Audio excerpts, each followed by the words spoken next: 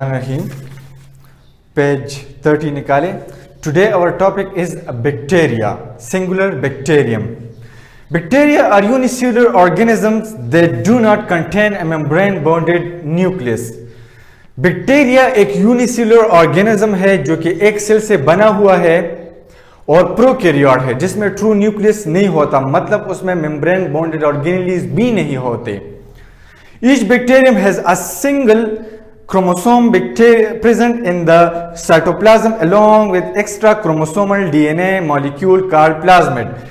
बैक्टीरिया में क्या होता है? क्रोमोसोम होता है, डीएनए होता है, along with a plasmid. Plasmid को वेक्टर भी कहा जाता है. ये राइबोसोम्स है, ये इसकी सेल वॉल है और ये इसका फ्लैजेलम है. स्ट्रक्चर में आपको नजर आ रहा है. The plasmid can be easily isolated from a bacterial cell.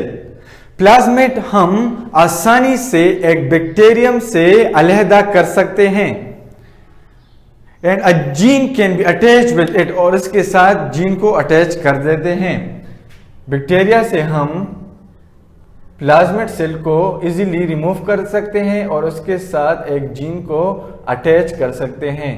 ये जीन है, ये जीन हमने इसके साथ अटैच किया. Thus the plasmid can carry a porine gene into the bacterium. बस बैक्टीरियम जो है वो बैक्टीरियम का जो प्लाज्मिड है वो एक फॉरेन जीन को ले जाता है. फॉरेन जीन हम इनके साथ अटैच किया ना, ये फॉरेन जीन है. Plasmid in this way plasmid acts as a carrier of a foreign gene. यहां पर प्लाज्मिड एक फॉरेन जीन को ले जाता है. Introducing of gene into a bacterium. अब हम इस बैक्टीरियम में जीन को कैसे डालेंगे? Genetic engineering is an advance technique in biotechnology. Biotechnology में जेनेटिक इंजीनियरिंग एक एडवांस्ड टेक्नोलॉजी है. The scientist select and isolate the useful gene from an organism.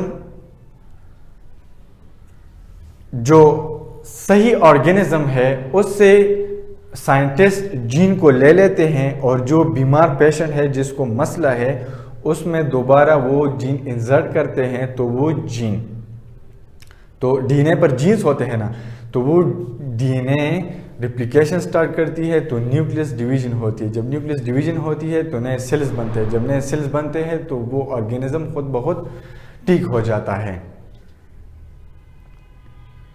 The organism that contains a foreign gene is in itself is called transgenic organism. और वो ऑर्गेनिज्म जब हम उनमें वो ट्रांसजेनिक वो जीन्स डाल देते हैं, वो जो फॉरेन जीन्स डाल देते हैं, तो उस ऑर्गेनिज्म को जो ठीक हो जाता है उसको हम ट्रांसजेनिक ऑर्गेनिज्म कहते हैं. The inserted gene produces the desired products. क्योंकि वो जीन जो हमने उस ऑर्गेनिज्म में इंसर्ट किया वो फॉरेन है ना, तो उस ऑर्गेनिज्म को हम ट्रांसजेनिक ऑर्गेनिज्म कहेंगे. Process of introducing gene into bacterium. अब इसकी प्रोसेस क्या है बैक्टीरियम में?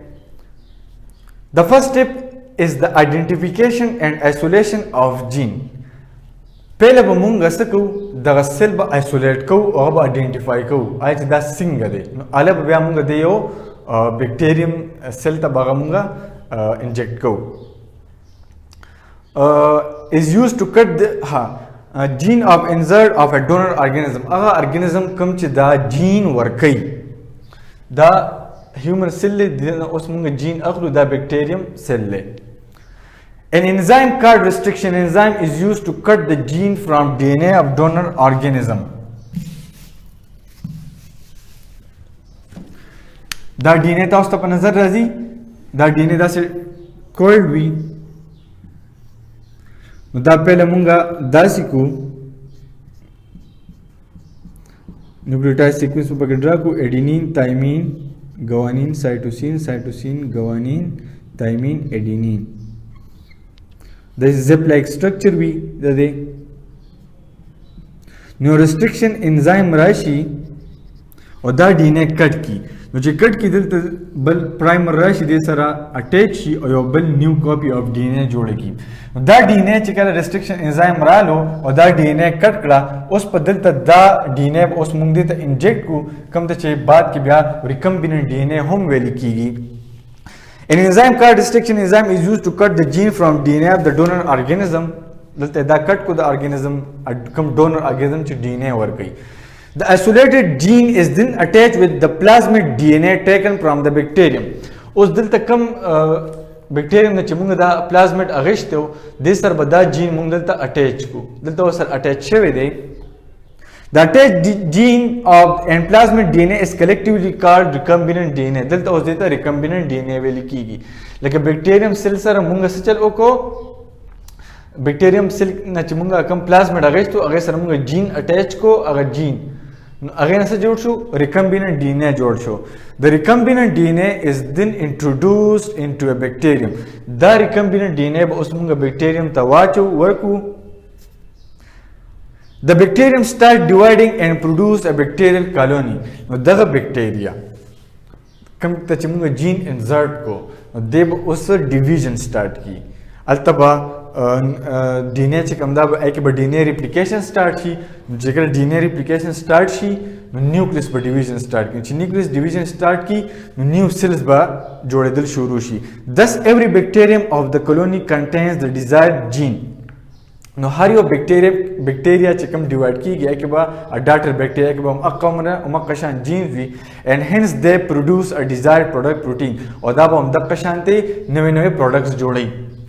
لکه دلته وګورئ کنه دا ریکمبیننٹ ډي ان اي دلته دین یو بل دغه جوړ شو بکټیریا دا بکټیریا به 2 ډاټر بکټیریا ته ډیوایډ شي 2 بکټیریا ته 2 بکټیریا انټو 4 بکټیریا 4 انټو 8 8 انټو 16 and so on او دغه شانته به دغه طریقه رواني. نو دا مونږ هغه ریکمبیننٹ ډي ان اي دا کوم ته چې بیا ټرانسجینیک ارګانیزم ویل کیږي مونږ ډي ان اي واغښتا ډي ان اي مونږ بیا پر ریسټریکشن انزایم باندې کړ کړه هغه ته پلازمید ته بیا مونږ فورین جین اٹیچ کو کوم ته چې بیا ټرانسجینیک ارګانیزم وي او دغه نه بیا یو نیو بکټیریل سیل جوړ شو او نه بکټیریل سیل چې دی بیا ډیویژن سٹارټ کو او ډاټر بکټیریا جوړ کړل. تھینک یو.